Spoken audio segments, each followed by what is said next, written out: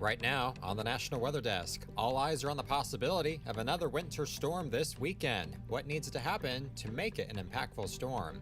These two have got to combine just perfectly for us to get that storm along the southeast coast. Another deep freeze could set temperature records from the northeast to Florida, while cleanup continues from last week's powerful snow and ice storm. The extreme cold isn't making crews' jobs any easier, and windy conditions brought some new problems. We'll take a closer look at the impact all that ice is having on Tennessee's trees. This ice will kill some of these trees, making them susceptible to falling with high wind. And help you understand why snow crunches when you walk on it. From our nation's capital, this is the National Weather Desk. Good morning and welcome to the National Weather Desk. I'm meteorologist Jordan Evans. For the second consecutive weekend, a winter storm could bring heavy snow to the East Coast. This time we're talking about a potential nor'easter that is expected to form off the Carolina coast on Saturday and then move north. It is likely to bring strong winds and some coastal flooding from the Outer Banks to New England. If the snow falls and where it falls and how much, that is still to be determined. There will be plenty of cold air in place, but it's where the center of the low pressure forms that will determine who gets the heavy snow. The closer to the coast, the more snow folks will see. North Carolina meteorologist Les Still is tracking all the ingredients that need to come together to form the storm. But we're watching this energy here in the Gulf of Alaska. This upper level system is going to be working its way inland. And as it does, at the same time, we've got this upper level low here near Hudson Bay. These two have got to combine just perfectly for us to get that storm along the southeast coast. And the models are showing it, but again, it's not really in our upper air sampling network just yet. You can see that upper level trough by Friday going into Saturday develops and right over here across the Carolinas. That is a perfect place for us to get that wintry weather because this time the cold air is already going to be here. We may see maybe a little bit of a sleet or wintry mix along the coast early on, but this would be, if it does develop, mainly a snowstorm for us here in eastern North Carolina. Now, again, if the systems speed up or slow down, that could be 300 or 400 miles further offshore, and we don't get anything. Also, the pressure in the storm may drop so much that it intensifies into a bomb cyclone. That may sound scary, but as Emily Gracie explains, it's really all about the pressure. It's a weather term that sounds like it's straight out of an action movie, bombogenesis. It refers to a rapidly deepening extratropical surface cyclone, commonly known as a low-pressure system. The intensification required to classify a bomb cyclone varies by latitude. At 60 degrees latitude, it's a drop of at least 24 millibars over 24 hours. They're most common in the winter months and happen when a cold air mass collides with a warm air mass. The result causes massive impacts, like winds that may reach hurricane strength, as well as heavy rain or snow, or both. And it depends on where they hit, but those impacts could cause coastal erosion, flooding, and even mudslides. Bomb cyclones are most common in the Pacific Northwest, but can also occur along the East Coast or even inland areas. They can be extremely difficult to forecast, but very impressive to look at on satellite imagery. For the National Weather Desk, I'm meteorologist Emily Gracie. And the deep freeze is on. Another push of Arctic air could set records from the Northeast to Florida by the end of the week. Temperatures will be in the single digits in the Midwest and Northeast, with wind chills down to 0 or lower starting tomorrow night. Even Florida will experience the cold with lows statewide below freezing Sunday morning. Records could fall from Tallahassee in the north to Miami in the south. The cold air that's here already is freezing rivers that don't often see the icy conditions. New York's Hudson River is one example. Another is the Missouri River. These images of flowing ice were taken in Columbia. Ice also covers a good portion of the Chesapeake Bay in Maryland. Tomorrow we'll take you out on the icebreaker to show you firsthand how they clear the ice. The number of deaths attributed to last weekend's storm is rising. At least 42 people died in storm-related incidents. That includes 3 young brothers who fell into an icy pond and a teenager in a sledding accident. As for the power outages, nearly 400,000 homes and businesses are still in the dark. In Mississippi alone, more than 8% of power customers statewide are offline. The situation in West Virginia improved on Tuesday thanks to hardworking crews and cooperation from Mother Nature. Bob Aaron has more. The extreme cold isn't making crews' jobs any easier, and windy conditions brought some new problems. From South Hills and Charleston to Julian and Boone County, the damage to electrical infrastructure was extensive. Multiple crews were needed to safely gain access to down lines and damaged equipment. Brian Chapman's neighborhood was still dark at midday. His house had a generator. Good news while it still worked. Pretty bad, pretty cold, but most people up here have generators, but we had our neighbors up here and our good friends up to the house because they don't have a generator, so we just been huddling up and trying to stay warm. Then the generator failed. It's about 50 degrees in the house now, so hopefully it'll warm up soon. Extreme cold is the immediate danger following this killer storm. Check out these birds on the ice in the Ohio River. The cold and icy road conditions linked to it have slowed power restoration and left some dangerous driving conditions. Interstates were in good shape Tuesday. The impact of this huge storm on some 200 million people that's caused billions of dollars in damage and economic loss is not over yet. Airlines are also slowly returning to normal. So far this morning, there are just over 1,100 cancellations at U.S. airports, down from 11,000 on Sunday. Dallas-Fort Worth International is still the hardest hit airport. American Airlines says this was the most disruptive storm in its 100-year history, with more than 9,000 flights canceled.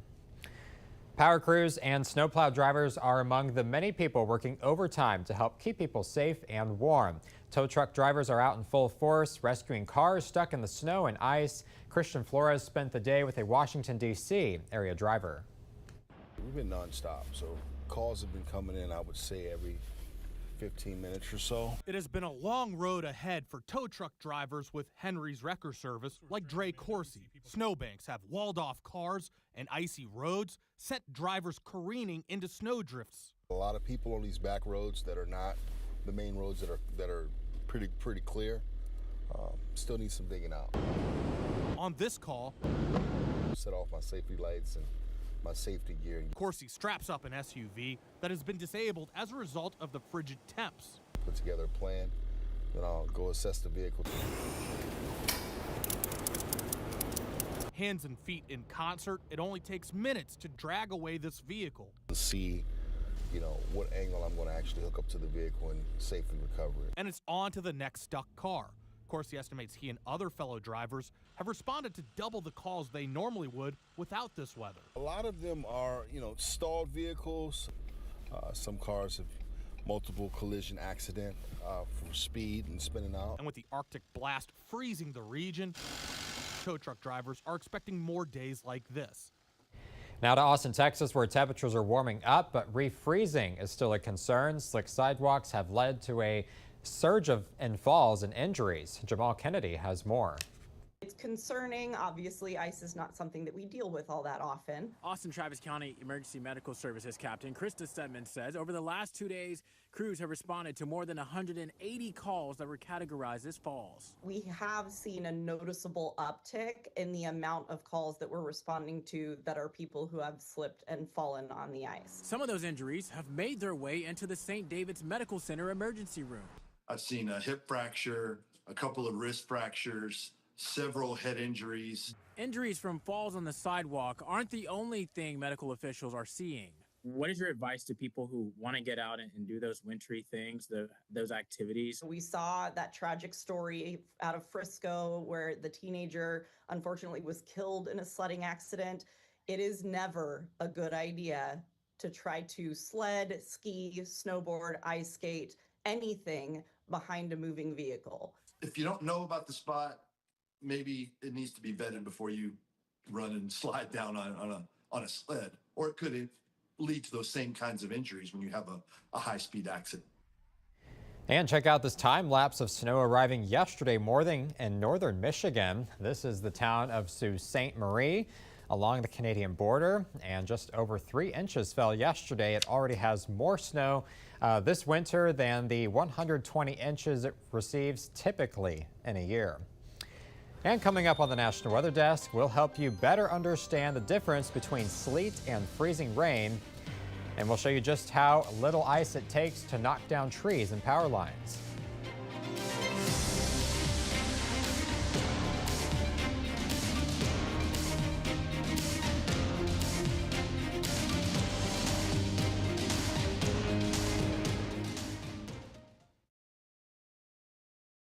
I'm meteorologist Charlie Lopresti with Look at the Northeast. With a fresh snowpack on the ground, it's going to be a seasonably cool stretch in the coming days. It's another day with highs in the 20s.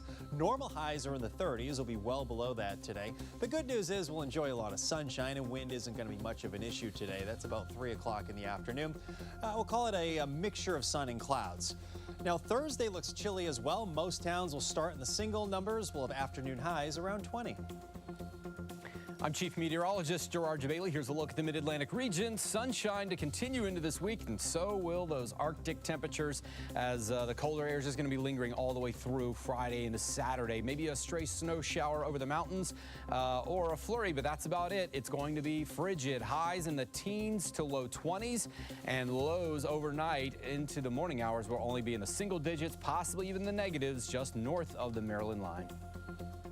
Hi, meteorologist Jennifer Collins with a look at your southeast forecast. A chilly afternoon for most of the southeast, heading into Wednesday with temperatures in the 40s and 50s for the Carolinas, into the mid-50s across the northern Gulf Coast, staying cool across central and south Florida in the 50s and 60s.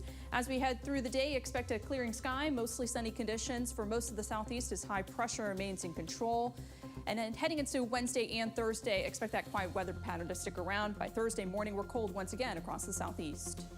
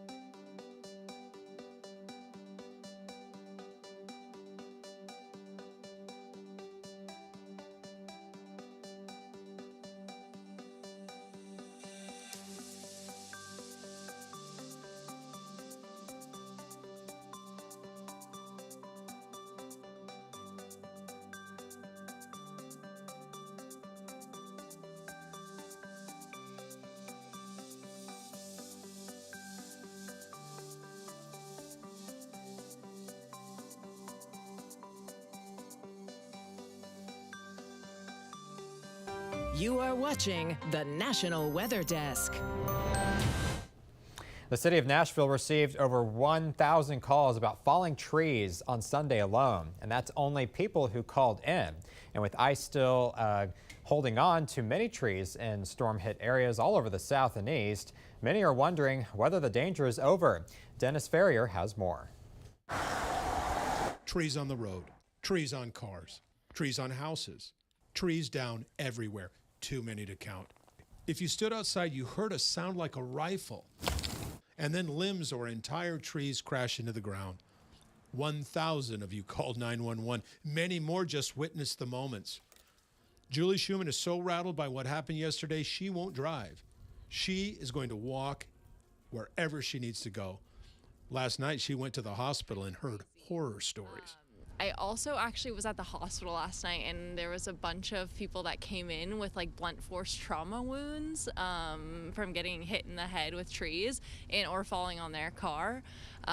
So I've seen a lot of cars sliding around. It's just been, people aren't used to this here, so it's been kind of crazy. Let's hope we never get used to what happened yesterday. Like some kind of sorcery, beautified and then bewitching the trees of Nashville. How could anything be so breathtakingly beautiful and so cruel? Now, what about all these gorgeous frozen trees we are seeing now, right now? Will they break when they start to thaw? Tennessee Tech professor emeritus Dr. Douglas Earhart says the trees will not fall while thawing.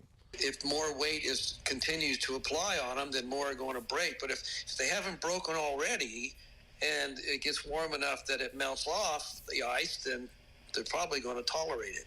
That's the good news. The bad news is this ice will kill some of these trees, making them susceptible to falling with high wind. Hang tight, wait for the spring break and the budding of the branches and see which ones are still alive. As we mentioned, some areas saw sleet and others freezing rain from this winter storm. But do you know the difference between the two? Meteorologist William Rao explains using donuts.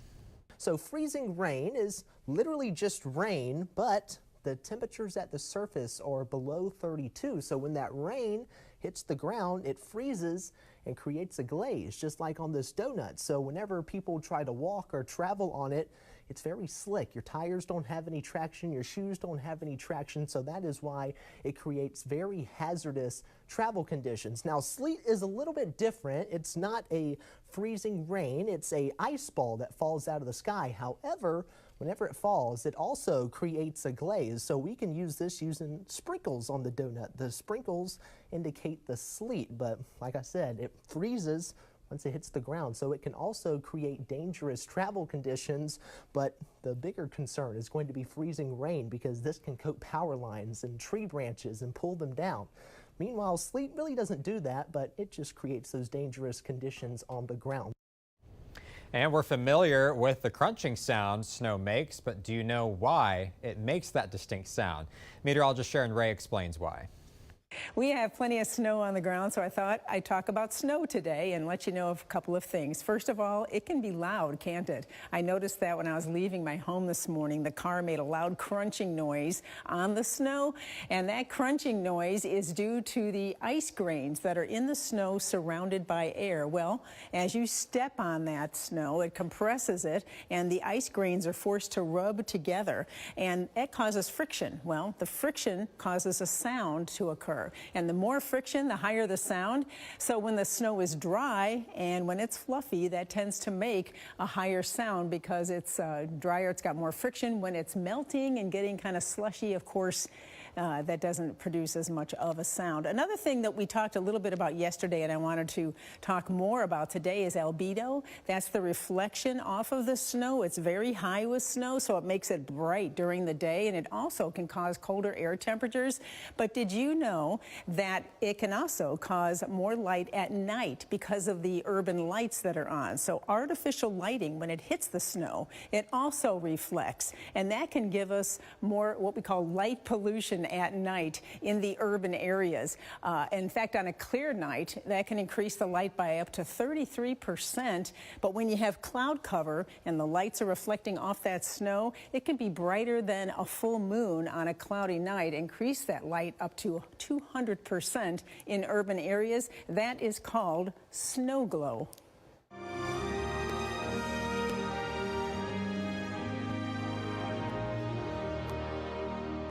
The Star-Spangled Banner, our national anthem, a song synonymous with American patriotism and liberty. Most of us learned it in grade school and proudly stand as it's played at sporting events and ceremonies.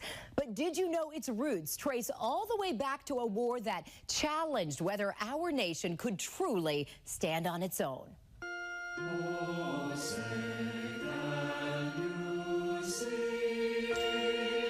Words ingrained in the minds of Americans for centuries. The opening to the Star-Spangled Banner. So when we think about this song, originally drafted as a poem and intended to be a song, it's meant to celebrate not the flag itself, but the people who put it up and kept it up.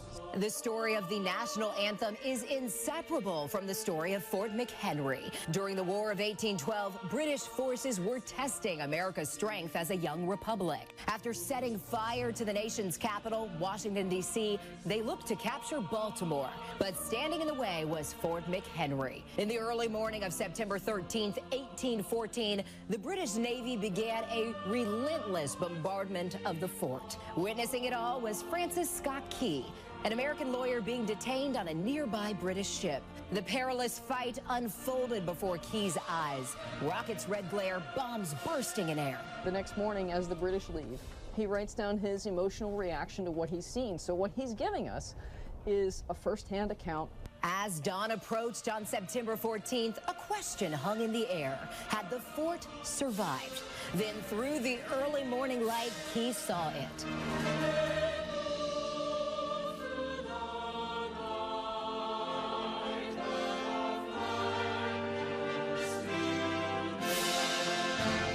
The sight of the broad stripes and bright stars stirred him deeply. Inspired, Key began writing a poem he titled Defense of Fort McHenry, capturing the bravery of the American soldiers who stood firm and the Star-Spangled Banner yet waving. More than fabric, the flag became a symbol of endurance and unity. The fort and the nation had not fallen.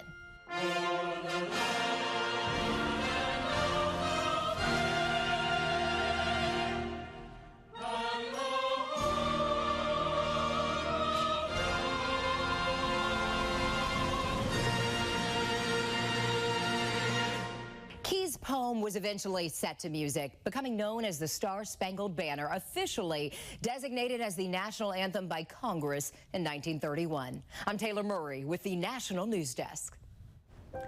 Time now for a short break, but first we take you to the ski slopes over Lake Tahoe, California.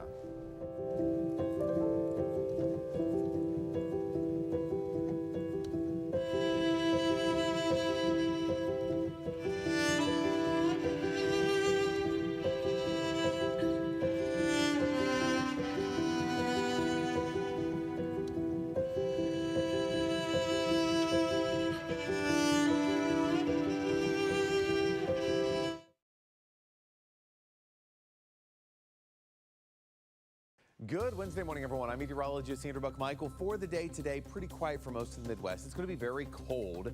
Got a few lake effect snow showers across the Great Lakes. For the day tomorrow, we got a little disturbance that's going to quickly slide its way down across the Midwest, giving a little bit of light snow and then a couple of light snow showers on Friday for some of us, but still staying cold. A lot of teens and 20s for highs.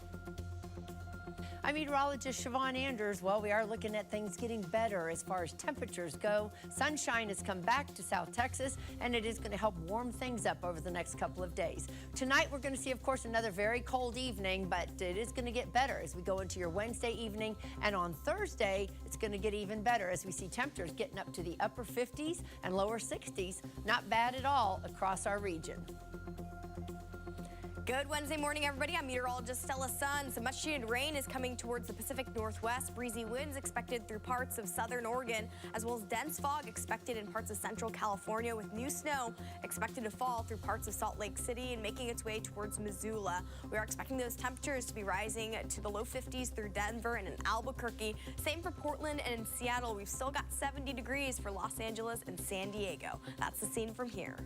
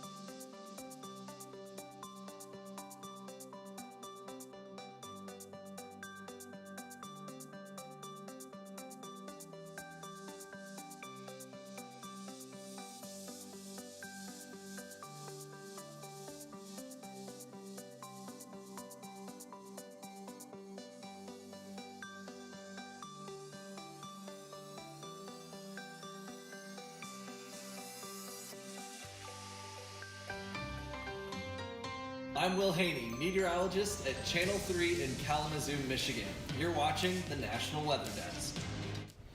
There's been plenty of hype on some social media sites about the possibility of that weekend storm off the Carolina coast. But as we told you time and time again, you should not believe everything you read online.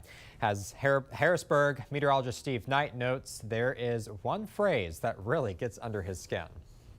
If you follow one of those pages that actually puts up things that say, this is not a forecast, immediately stop following that page. Or if it just shows up in your feed, tap the buttons up above and say, hide this post. Why would a weather page put up a post about weather with a disclaimer right away that says, this is not a forecast? Then what's the point if it's not a forecast? Got a lot of fear mongering going on out there online with this coastal storm here this weekend. It's one to watch, but as of right now, it is not going to bring us snow. It's something to watch, though, as we get closer to the weekend. Rant over. All right, good tips there. And speaking of social media, something that is not AI, we'd love to see your weather content here on the air. You can find us on all your favorite social media platforms. Just search the National Weather Desk. We'll be right back.